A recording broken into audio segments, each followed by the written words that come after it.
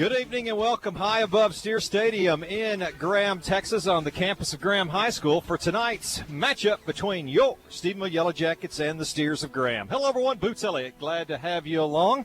As tonight myself and Mike Davis get to broadcast somewhere not often on the roof and outside. And it should be a great matchup. Your Yellow Jackets of Stephenville and the Graham Steers, they'll take on a Yellow Jacket defense that has been outstanding this year, especially the starters. As little as they have allowed through three quarters through all the games, it is an amazing opportunistic defense this year. And it's really started up front. The two defensive ends, Payson Parker and Dylan Garber, have done a tremendous job. And in the middle, Cesar Macias and Jonathan Gutierrez have done a great job. Blue Kaler and Zane Walker, Casey Boucher have been all over the field. But to me, the most pleasant surprise is the way the secondary has played this year for Stephenville. Yeah, Cole Pettit with his 3 interceptions, one of the leaders back there. Cody Storrs, the cornerback on the other side. Gage Graham, the weak side safety that we see filling on the run so many times. And then Chase Carrillo, he's the center fielder for this football team, had the big fumble recovery at the 1-yard line last week. After the game last week, they said they knew Stephenville was improved on defense, but they had not seen a team that physical this year. And I think that really is the difference with Stephenville's defense this year. The way they are attacking from a defensive position, that'll be very important tonight, going against by far the best team they've played this year. We talked about how good the defensive line, this offensive line has been fantastic for the Jackets as well. And it's only gotten better as Tyvon Anderson Robinson is back now, anchoring that left tackle spot. Then on the other side, Devin Roaming went from left. He's back on the right, the 6'3 junior, 230 pounds. The two guards, Scott Gill and Lane York, and Jacob Poston, the junior, in the middle, 6'1", 270. All 5 of them have been nothing short of spectacular. Caleb Smith has been the backup to play, and when he has played well as well. And it has been interesting to watch the 3-year starter, Easton Jones, as he has come in the last 2 years, as it seems it has almost settled down the offense. But he's got a host of receivers. Blake Aragon had his best game last week with a couple of touchdowns. The breakout for him, 128 yards total this year. Almost all of that was last week. Clay Krause, 276 yards. He leads the receivers in yardage, 2 touchdowns for him. Kyle Lindsey, 129, 2 touchdowns for him. Cade Averhoff with a touchdown.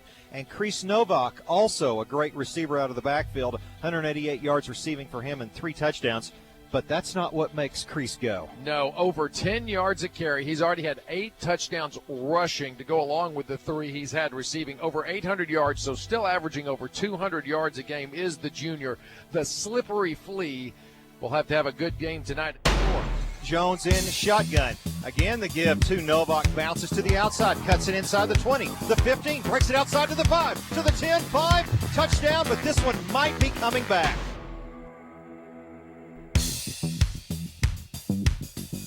Going across the middle, it's caught. Touchdown, Stephenville. Clay Krause with the grab for the Jackets, and Stephenville scores first.